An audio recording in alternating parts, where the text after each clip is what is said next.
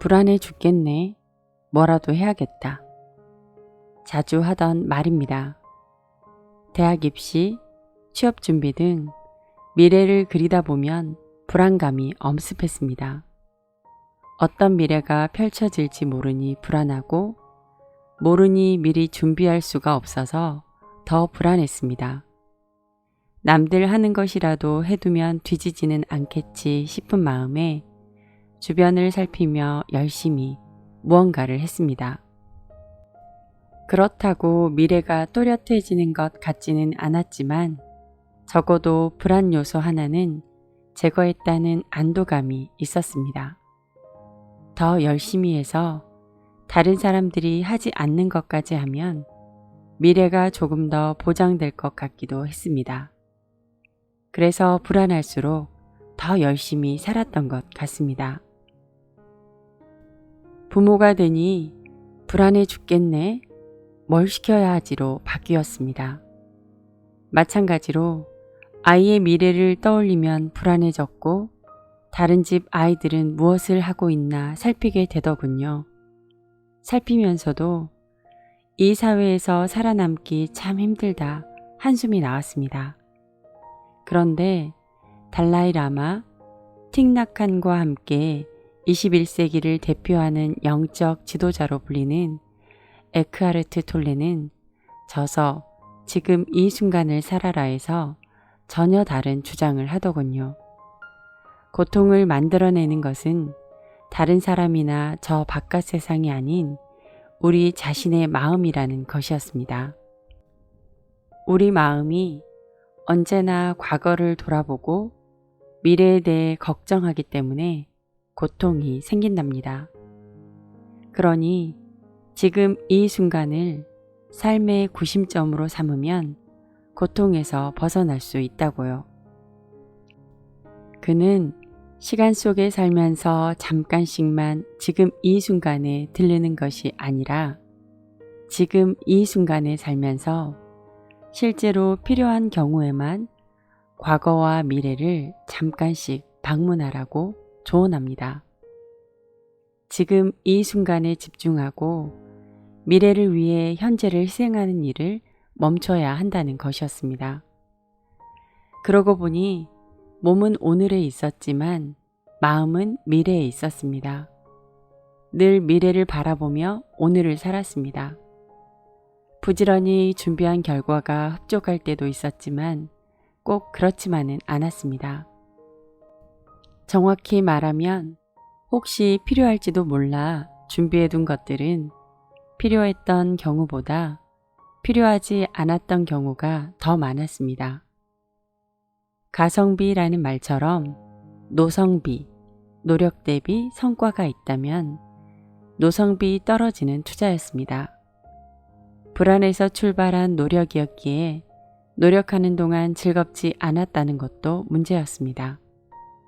미래를 위한다는 이유로 아이도 다그치고 있었습니다. 부끄럽지만 아이에게 나중에 얼마나 고생을 하려고 그래. 다른 친구들은 벌써 다 끝냈대 라고 말했습니다. 불안하지 않은 아이에게 불안을 심어준 꼴이었습니다. 불안해 죽겠네 싶으면 무엇이 불안하지? 나에게 되묻기로 했습니다. 미래가 불안하면 오늘은 행복해? 다시 묻습니다. 오늘이 행복하지 않다면 미래가 아닌 당장 오늘이 행복할 방법을 찾고 오늘이 행복하다면 그 행복을 내일도 이어가는 것에 집중합니다. 오늘을 행복하게 만든 경험은 미래의 오늘이 행복하지 않더라도 행복하게 바꿀 수 있다는 믿음의 토대가 되는 것 같습니다. 오늘의 힘을 믿는 동시에 아이의 힘도 믿습니다. 아이를 키우며 불안할 때가 많다고 하면 주변에서는 아이를 믿어 라고 조언해 주셨습니다. 교과서적인 조언이라고 생각했습니다. 근거가 있어야 믿는데 아직 어린아이에게서 근거를 찾기 어려웠으니까요. 믿어야 하는 것은 알고 있는데 믿기는 쉽지 않았습니다. 그런데 아이를 키우다 보니 조금씩 알겠습니다. 근거를 찾으려던 것이 실수였습니다. 세상과 같은 잣대로 아이를 대하고 있었습니다. 아이는 세상에 나아가 너를 믿을 근거를 보여달라는 요구를 받을 것입니다. 결과물을 내고 근거를 만들려고 애를 쓸 것입니다. 그렇다면 적어도 부모는 세상과 반대로 근거가 없어도 믿어주는 뿌리가 되어야 합니다. 부모가 아이를 믿는다는 것은 아이 자체를 아이가 발휘할 내면의 힘을 믿는다는 것이었습니다. 자신만의 속도로 끝까지 포기하지 않고 해낼 것을, 그리고 스스로 원하는 것을 찾아낼 것을요. 아이는 믿는 만큼 성장한다는 말도 이제 알겠습니다. 믿는 방향으로 믿음의 크기만큼 성장하는 것이었습니다. 사회학자인 토머스 머튼이 명명한 자기 충족 예언으로 설명할 수 있습니다. 자기 충족 예언에 의하면 사람들은 어떤 상황을 마음속에서 사실이라고 믿으면 그 상황에 맞는 행동을 하게 되고, 그 상황이 사실이 아니었다고 해도 결국은 사실이 된다는 것입니다. 부모의 믿음은 아이에게 상황으로 작용하는 것이죠. 가령 부모가 너는 어떤 일이든 끝까지 포기하지 않더라 라고 말하면 아이는 자신을 포기하지 않는 아이라고 믿게 되고, 실패하더라도 한 번 더 시도하게 됩니다. 반대로 너는 편식이 심해 라고 하면 아이는 자신을 편식하는 아이라고 믿고 편식을 고착화하고요.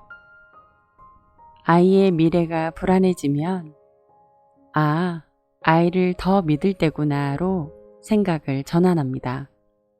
아이를 믿는 만큼 불안은 줄었습니다. 동시에 내 믿음이 올바른가를 점검합니다. 아이가 부모의 믿음대로 성장하는 이상 부모인 제가 할 일은 아이를 올바르고 강하게 믿는 것입니다. 그래도 불안하다면 더 좋은 부모가 되고 싶구나 토닥이기.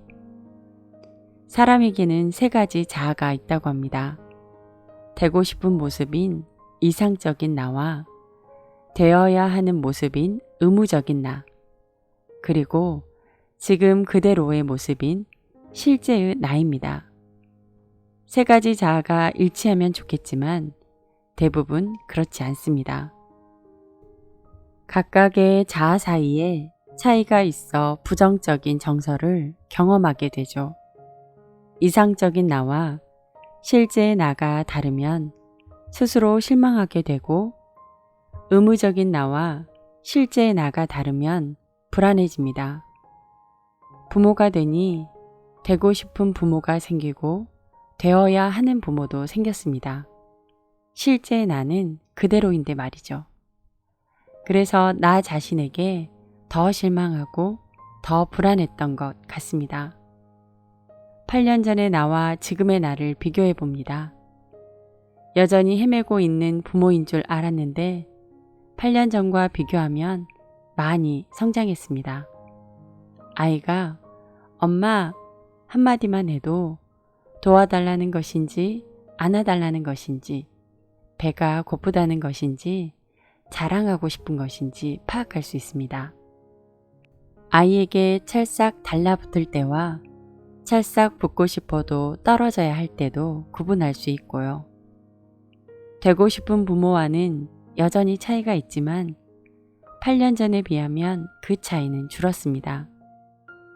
아이를 남과 비교하면 불안해지지만 어제의 아이와 오늘의 아이를 비교하면 성장을 칭찬하게 되는 것처럼 부모도 마찬가지입니다. 이상적인 나와 실제의 나를 비교하면 실망스럽지만 어제의 나와 오늘의 나를 비교하면 나아진 모습이 기특합니다. 어제보다 나아진 내가 여전히 불안한 것은 더 나은 내가 되고 싶은 마음에서 비롯된 것임을 알게 됐습니다. 그래서 이제는 부모 노릇이 불안할 때면 더 잘하고 싶구나 자신을 토닥입니다. 물론 더에 무게를 실어 강조합니다. 이미 충분히 잘하고 있다는 것을 나에게 말해주고 싶어서요. 같이 생각해 봐요. 오늘 부모로서 내가 잘한 일은 무엇인가요? 잘못한 일을 반성하기 전 잘한 일부터 칭찬해 주세요. 오늘도 수고하셨습니다. 오늘 아이가 잘한 일은 무엇인가요?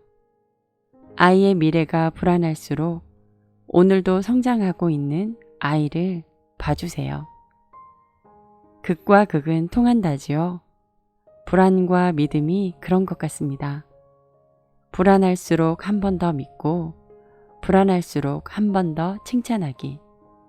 불안에 가장 효과적인 처방전입니다.